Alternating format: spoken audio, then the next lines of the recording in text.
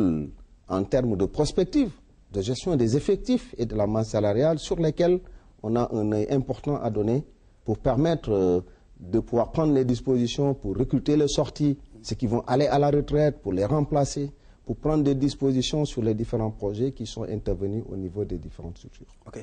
Beaucoup craignent la politisation de ce recrutement et même certaines presses a fait état de certains avis de Sénégalais qui s'inquiètent de ce que cela pourrait profiter un peu au parti au pouvoir ou ses alliés. Est-ce que vous pouvez donner des garanties quand même que tout se passera dans les règles de l'art, par exemple? C'est M. le Président de la République lui-même qui a donné la garantie en créant un autre slogan pour qu'on puisse gérer en toute transparence et en mettant en place des outils qui permettent de garantir le libre accès, qui puissent permettre à tous les Sénégalais d'être les mêmes en matière d'accès à l'emploi.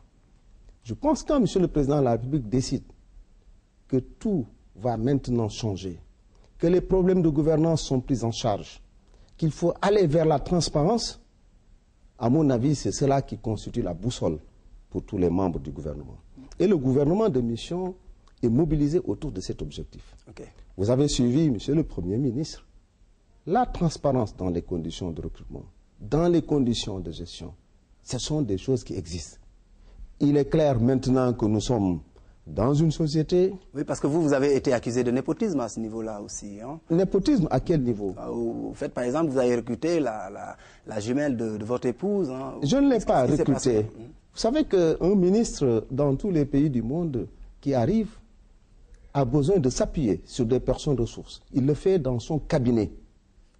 C'est le cabinet ministériel. Vous le trouvez, le cabinet, au niveau de M. le Premier ministre, au niveau de M. le Président de la République, dans tous les pays du monde. Ce sont des personnes qui aident le ministre à prendre des décisions. Et ce qui est mis en avant au niveau de ces personnes, ce sont leurs compétences et les critères de nomination. Vous savez, par exemple, dans tous les cabinets au niveau du Sénégal, c'est réglementé. Il faut être de la hiérarchie A. Moi, tous les membres de mon cabinet sont de la hiérarchie A1. Vous savez, sur cette question, je n'ai pas voulu polémiquer. Mais quand on regarde la personne qu'on semble indexer pour dire que, actuellement, parce que vous avez des relations de parenté, vous n'avez pas le droit de la prendre dans un cabinet, même si après, en partant, son contrat cesse avec votre fonction. Il y a problème. Vous m'avez montré tantôt au départ ces jeunes qui font la queue, qui viennent, qui passent la nuit pour déposer.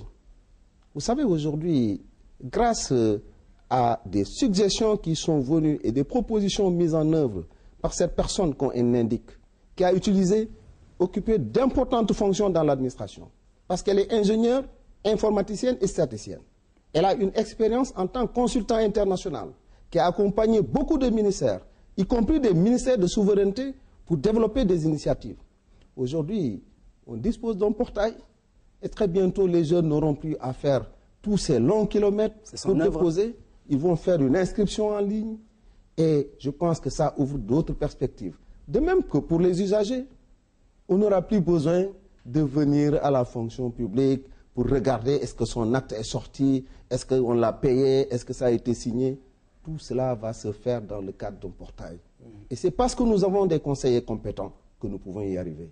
Maintenant, est-ce que ce débat où on pense parce qu'on a un lien de parenté avec une personne, on n'a pas le droit sur les postes de confiance de choisir cette personne pour nous appuyer sur elle pour prendre des décisions? Je pense que ce n'est pas cela qui est comparable au népotisme. Le népotisme n'est pas au niveau de ces structures. On est au niveau des contrats de cabinet. Et au niveau des contrats de cabinet, ce sont les compétences qui sont mises en œuvre. Je pense que si on m'avait dit qu'elle n'a pas les compétences, là, je pense que je serais dans des conditions difficiles. Mais elle est compétente, elle a les compétences, elle a laissé par-ci tout pour venir apporter sa contribution, pour s'engager à faire en sorte que les objectifs que M. le Président de la République a retenus puissent être mis en œuvre. Donc vous pouvez donner aux jeunes quand même des garanties quant à la fiabilité et l'objectivité de ce processus de recrutement-là, que le jeune qui est en milieu rural de l'intérieur du Sénégal peut avoir les mêmes chances d'être recruté que celui qui est dans la capitale. Vous n'avez pas reçu de demande d'appui à ce niveau-là? Je voulais dire à ce niveau, à commencer par toutes ces personnes qui viennent vers moi et qui pensent que je peux faire quelque chose, ou qui viennent vers d'autres personnes parce qu'ils sont liés par des liens quelconques, en pensant qu'ils peuvent intervenir. Je voulais leur dire qu'il ne faut pas qu'ils perdent espoir. Le gouvernement a décidé de travailler dans la transparence. C'est-à-dire que des mécanismes seront mis en place pour que la sélection soit transparente. Ceux qui ne seront pas pris comprendront qu'ils n'ont pas été pris parce qu'il y a eu des objectifs et des éléments précis qui ont été mis en avant. Ceux qui seront pris, ils comprendront que c'est leur chance. Mais tout le reste, tous ces Sénégalais en âge de travailler, doivent comprendre que ce n'est pas le ministère de la fonction publique qui est le ministère de l'emploi. Donc d'autres emplois vont venir pour faire face à cette forte demande. En tout cas, le gouvernement est concentré et chacune de ses composantes va développer ses initiatives dans ce sens. Et quand on va exploiter les résultats de l'audit, la fonction publique va ouvrir encore d'autres perspectives de recrutement. Et je pense que ce sera quelque chose qui va venir satisfaire encore d'autres jeunes. Voilà, ça, c'est la première session sous Macky Sall. À quand la deuxième session? Quel est l'intervalle de recrutement dans l'administration publique? J'ai suivi avec la question des recrutements depuis 1996. Et tantôt, les gens disaient même que 5500, c'est rien par rapport au programme de 15 000 qui a été pris par le gouvernement sortant.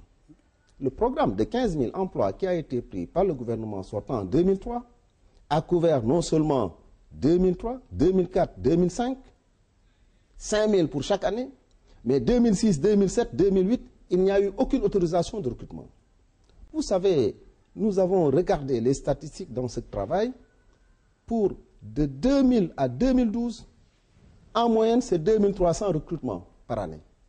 Monsieur le Président de la République vient d'annoncer 5500 recrutements pour l'année 2013. C'est 100 communes. 3000 déjà ciblés. Hein. Il n'y a que 2000 qui sont laissés quand même. Non, les 3000 sont des emplois. Oui. Ce sont des emplois. Ce sont des Sénégalais qui vont occuper des emplois. Les 3000, c'est des ingénieurs, c'est des médecins, c'est des spécialistes. Il ne faut pas voir dans l'armée uniquement la troupe. Dans ces 3000, si vous regardez même la répartition de ces 3000, beaucoup de Sénégalais qui ont les diplômes, qui remplissent les conditions, ils peuvent aller compétir. Ils peuvent aller compétir à la gendarmerie. Ils peuvent aller compétir dans les autres emplois qui ont été identifiés. Donc il ne faut pas enlever les 3000. D'accord. Les 3000 sont d'abord des emplois qui sont ouverts à 3000 Sénégalais. Mais qui sont 3000 Sénégalais qui permettront à l'État de pouvoir mener sa mission de service public, à savoir la protection des Sénégalais, la sécurité de leurs biens, la sécurité de leur famille, la sécurité du territoire national. C'est extrêmement important. Et tout ça se fait sur fond de toilettage du fichier de l'administration. Nous parlons là de l'audit qui concerne la deuxième partie de ce débat-là. Il a été démarré incessamment. Qu'est-ce que cela veut dire? Quels sont ces enjeux? Qu'est-ce qu'implique l'audit physique et biométrique des agents de l'État? Élément de réponse avec Eric Nimadi. L'audit physique et biométrique des agents de l'État a démarré depuis le 30 novembre dernier. 19 équipes composées des éléments des différents ministères ont été mobilisées sur le terrain sous la supervision des comités opérationnels régionaux présidés par les gouverneurs. Une séance de rattrapage a même été organisée pour les... L'équipe d'audit mise en place s'est appuyée sur la ressource humaine de l'administration et de l'ADIE, Agence de l'informatique de l'État. Demain, où que l'agent soit, s'il met ses doigts, on saura que c'est tel agent qui a été enregistré à telle période. Donc effectivement, avec ce mécanisme, on est sûr maintenant qu'on va lutter durablement contre les doublons et les doubles paiements de salaire que nous avions dans le fichier de la fonction publique. Cette opération a pour finalité la gestion prévisionnelle des effectifs, des emplois et des compétences, ce qui va permettre une maîtrise de la masse salariale et la création d'un fichier unique des agents de l'État. En mars, la Commission nationale de traitement des contentieux va statuer et en fin avril 2013, les résultats de l'audit physique et biométrique publiés. Monsieur le ministre, lutter contre les doublons dans la fonction publique, la maîtrise de la masse salariale, y avait-il un laisser-aller dans l'administration sénégalaise? Est-on là dans une première depuis les indépendances ou bien c'est courant? C'est-à-dire, quand on a fait l'état des lieux, on a trouvé des dysfonctionnements.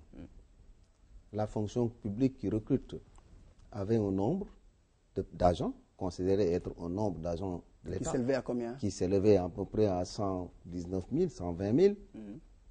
Le ministère des Finances en payait plus. Combien? Environ 135 000.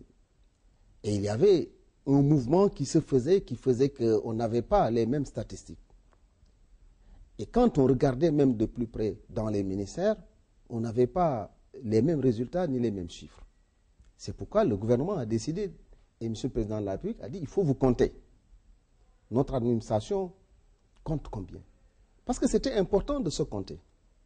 Pour une administration qui fait 446 milliards de masse salariale, il est inconcevable de constater qu'au niveau de chacun des